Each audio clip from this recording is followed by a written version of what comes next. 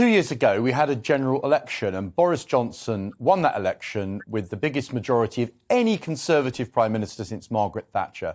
Since then, he's had to face a huge amount, not only getting Brexit done, which thank goodness he has, but also dealing with the pandemic and all that's been associated with that. The idea that because some of his staff and some of the civil servants have been drinking wine, eating cheese, and a birthday cake was given to him, the idea that we drag a Prime Minister out of number 10, turn the government into turmoil, give power, which is what will happen, to the civil servants for months on end while we go about choosing yet another leader. This is not what we should be doing. We should be thinking about why the people voted us into office and give the Prime Minister a chance to get on with the job of governing Britain and doing the right thing for our country. Give Boris the opportunity to do what the British people elected him to do. Mark, don't you think there's a risk of the media elite, the BBC, ITV News, Sky News, almost creating a drumbeat that is so loud that they force the hand of Tory MPs? To an extent, yes, and I thought it was quite witty, Dan, your earlier observation that the sort of top item on the BBC 6 o'clock news was nothing's happened. That's pretty rarely a top item of any news channel that takes itself seriously.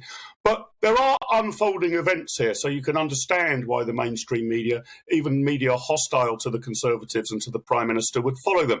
You know, we've had the Met Police now investigating. We're now told pictures are available somewhere on WhatsApp about what the Prime Minister was doing. So because there is some sort of new nugget every day, which, you know, I dare say Boris is tearing his blonde locks out about, that keeps the story going. And, you know, well, we'll wait for Sue Gray's report. I mean, that's almost become a meme now. You know, nobody can talk about anything until Sue Gray has pronounced upon the facts. So, yes, I think there is a certain desperation of following the story like a news hand, even then there's nothing to report. Dan, you're right on that. But there's quite a lot of unfolding and important things here. And listen, I've got some sympathy with Andrew. He's quite right. The British people elected the Conservatives with an enormous majority. But quite often Prime Ministers are removed, not by the electorate, but because something else happens in the meantime. Mrs Thatcher was removed. Tony Blair resigned, having won 3 elections in a row.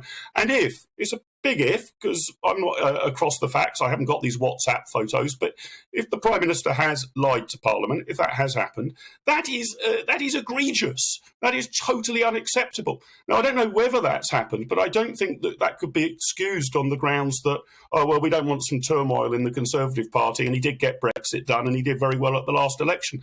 That probably would be an inexcusable offence were it to turn out to be true.